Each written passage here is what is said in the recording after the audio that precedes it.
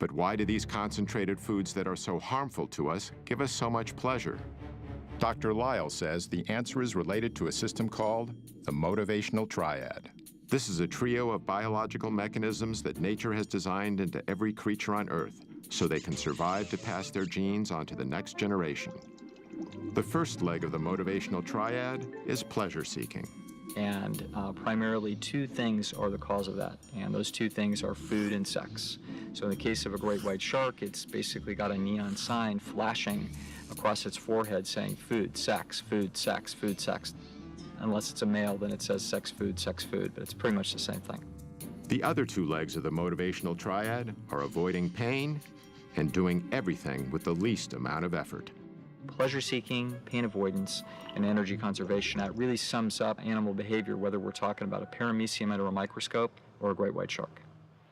Richer foods naturally excite our senses because it's nature's way of telling us they will provide the highest amount of dietary reward with the least amount of effort. This helped our ancestors find the most calorie-dense and ripe foods available, which contributed to our survival. But in today's environment, we can artificially increase calorie density well beyond what our ancestors would have found in nature. The resulting foods give us a hypernormal amount of pleasure, leading us into something Dr. Lyle calls the pleasure trap.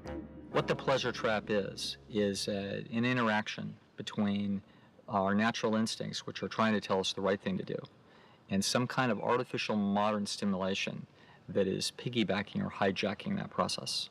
So the classic example of the pleasure trap would be drugs and drug addiction. The way drugs work is they hijack the existing pleasure circuits. When certain chemicals hit those areas, they cause feelings of euphoria and excitement.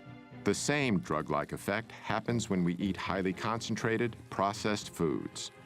We've removed the fiber, we've removed the water, we've removed the minerals, we've done everything that we can to hyper-concentrate sugar and fat and add a bunch of salt as well into the food. And now what the food has become is become a low-grade addiction. These things are drugs. They have other deleterious side effects, not the least of which is adding a lot of empty calories.